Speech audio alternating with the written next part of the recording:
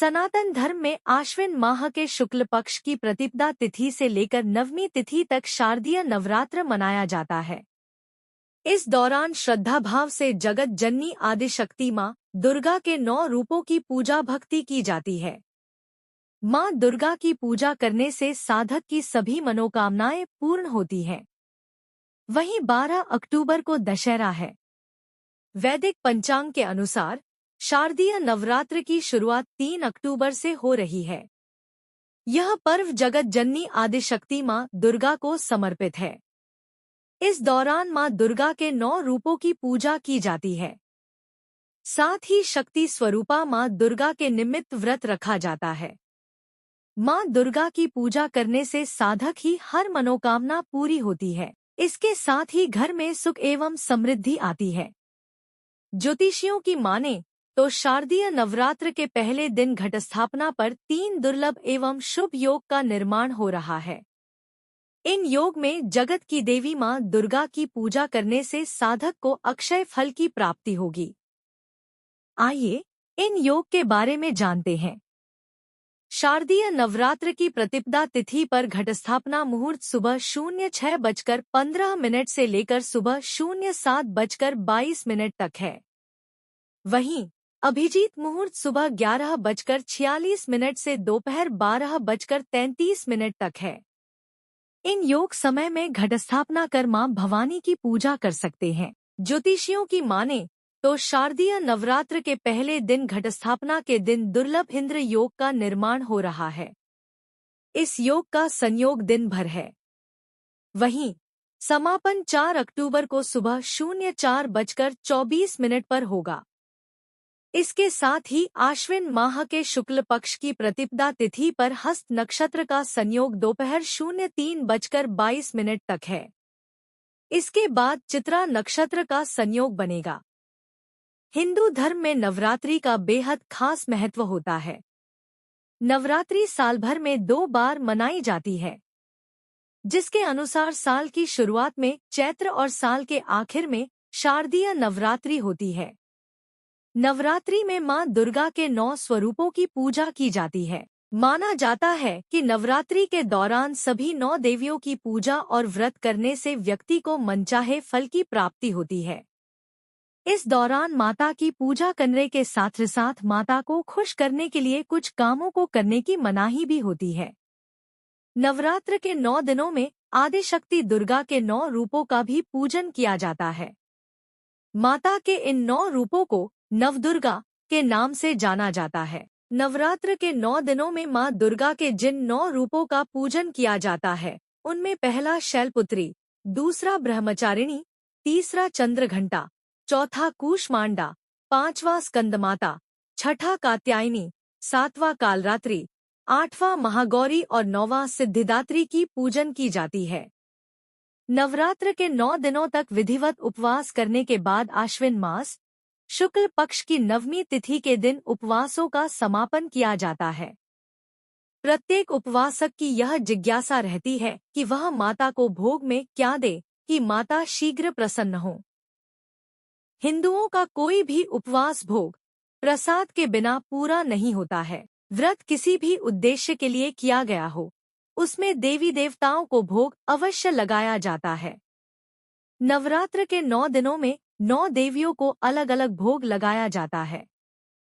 माता शैलपुत्री को लगाया जाने वाला भोग शुक्ल पक्ष की प्रतिपदा को प्रथम नवरात्रा होता है।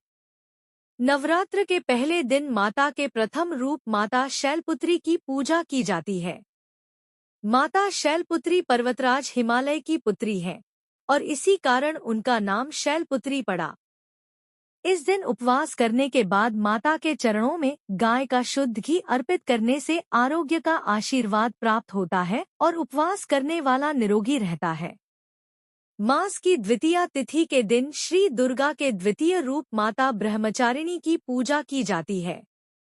माता इस रूप में तपस्विनी स्वरूपा होती है। माता पार्वती ने भगवान शंकर को पति के रूप में पाने के लिए तपस्या साधना की थी। उसी रूप के कारण उनका नाम ब्रह्मचारिणी पड़ा। इस दिन माता ब्रह्मचारिणी को प्रसन्न करने के लिए उनको शक्कर का भोग लगाया जाता है। इस दिन माता को शक्कर का भोग लगाने से घर के सभी सदस्यों की आयु में बढ़ोतरी होती है। माता के तीसरे रूप में चंद्रघंटा की पूजा की जाती है। माता चंद्रघंटा के माथे पर चंद्र अर्ध स्वरूप में विद्यमान है। नवरात्र के तीसरे दिन इनका पूजन अर्चन किया जाता है। माता चंद्रघंटा का पूजन करने से उपवासक की सभी मनोइच्छा स्वतः पूरी हो जाती है तथा वह सांसारिक कष्टों से मुक्ति पाता है। माता की पूजा करते समय उनको दूध या दूध से बनी मिठाई अथवा खीर का भोग लगाया जाता है। भोग लगाने के लिए एक थाल ब्राह्मण के लिए भी निकाली जाती है। ब्राह्मण को भोजन के साथ साथ दक्षिणा आदि भी दान में दी जाती है। माता चंद्रघंटा को खीर का भोग लगाने से उपवासक को दो खोण से मुक्ति प्राप्त होती है और उसे परम आनंद की प्राप्ति होती है। माता कूष्मांडा को लगाया जाने वाला भोग नवरात्रे का चौथा दिन माता कूष्मांडा की पूजा आराधना करने का है। यह माता कूष्मांडा का चौथा रूप है। एक मान्यता के अनुसार ब्रह्मांड की उत्पत्ति माता कूष्मांडा के उदर से हुई है। नवरात्रे के चौथे दिन इनकी पूजा आराधना की जाती है। चौथे नवरात्रे को जो जन पूर्ण विधि विधान से उपवास करता है उसके समस्त रोग शोक नष्ट हो जाते हैं। माता कूष्मांडा की पूजा करने के बाद इस दिन उनको मालपुओं का भोग लगाया जाता है। यह प्रसाद मंदिरों में बांटना भी इस दिन शुभ रहता है। इस दिन माता को मालपुए का भोग लगाने से माता प्रसन्न होकर उपवासक की बुद्धि का विकास करती है और साथ साथ निर्णय करने की शक्ति भी बढ़ाती है। माता स्कंदमाता को लगाया जाने वाला भोग आश्विन मास में माता दुर्गा के अलग अलग रूपों की पूजा की जाती है। नवरात्र के 5वें दिन माता स्कंदमाता की पूजा की जाती है। माता स्कंदमाता कुमार कार्तिकेय की माता है। 5वें दिन माता के इस रूप की आराधना करने से उपवासक को स्वतः ही सभी सिद्धियां प्राप्त होती हैं। इस पूरे दिन उपवास करने के बाद माता को केले का भोग लगाया जाता है। इस दिन माता को केले का भोग लगाने से शरीर स्वस्थ रहता है। माता कात्यायनी माता दुर्गा का छठा रूप है। आश्विन मास की षष्ठी तिथि को माता के इस रूप की पूजा की जाती है। माता कात्यायनी ऋषि कात्यायन की पुत्री है। माता को अपनी तपस्या से प्रसन्न करने के बाद उनके यहाँ माता ने पुत्री रूप में जन्म लिया, इसी कारण वे कात्यायनी कहलाईं। नवरात्र के छठे दिन इनकी पूजा आराधना की जाती है। इस दिन माता को भोग में शहद दिया जाता है। माता कात्यायनी को शहद का भोग लगाने से उपवासक की आकर्षण शक्ति में वृद्धि होती है।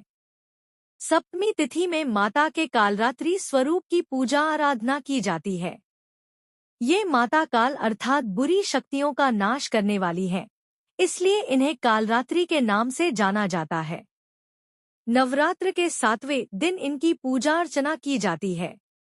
इस दिन साधक को पूरे दिन का उपवास करने के बाद माता को गुड़ का भोग लगाया जाता है। इसी भोग की एक थाली भोजन सहित ब्राह्मण को दान दक्षिणा दी जाती है। इस प्रकार माता की पूजा करने से व्यक्ति पर आने वाले शोक से मुक्ति मिलती है व उपवासक पर आकस्मिक रूप से आने वाले संकट भी कम होते हैं। माता महागौरी को लगाया जाने वाला भोग श्री दुर्गा अष्टमी के दिन माता के 8वें रूप महागौरी की पूजा की जाती है। अपने गोरे रंग के कारण इनका नाम महागौरी पड़ा है। माता के महागौरी रूप का पूजन करने पर माता प्रसन्न होकर उपवासक के हर असंभव कार्य को भी संभव कर आशीर्वाद देती है।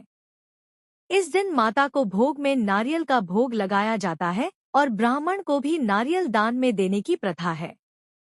यह माता ने संतानों की मनोकामना पूरी करती है। आइए जानते हैं कि चैत्र नवरात्रि के दिन आपको कौन से काम भूलकर भी नहीं करने चाहिए। नवरात्रि में न करें ये काम। नवरात्रि में 9 दिनों तक मां दुर्गा की पूजा की जाती है, इसलिए इस दौरान गलती से शराब व मांस का सेवन करने से बचें। अगर आप इन चीजों का सेवन करते हैं तो इससे आपको मां दुर्गा की नाराजगी झेलनी पड़ सकती है। 9 दिनों का व्रत करने वाले व्यक्ति को भूलकर भी बिस्तर पर नहीं सोना चाहिए। नवरात्रि के दौरान घर और घर के आसपास बिल्कुल भी गंदगी न होने दे। माना जाता है कि जिस घर में गंदगी होती है उस घर में मां प्रवेश नहीं करती है। नवरात्रि के दौरान आपको लेदर से बनी चीजें जैसे बेल्ट, पर्स, जूते इत्यादि की न तो खरीदारी करना चाहिए और न ही इनका इस्तेमाल करना चाहिए। ये काफी अशुभ माना जाता है। नवरात्रि के दौरान भक्तों को अपने बाल, दाढ़ी और नाखून भी नहीं काटने चाहिए। अगर आप ऐसा करते हैं तो इससे आपको मां दुर्गा का प्रकोप झेलना पड़ सकता है। 9 दिनों तक चलने वाले नवरात्रि उत्सव के दौरान गुस्सा करना, अपशब्द या झूठ बोलने से बचना चाहिए। ये गलतियां आप पर भारी पड़ सकती हैं, इसलिए ऐसा बिल्कुल न करें। नवरात्रि में करें ये काम नवरात्रि के दौरान रोजाना सुबह घर की अच्छी तरह से साफ सफाई जरूर करें, तभी माता आपके घर में प्रवेश करेंगी। नवरात्रि के दौरान सात्विक भोजन का ही सेवन करें।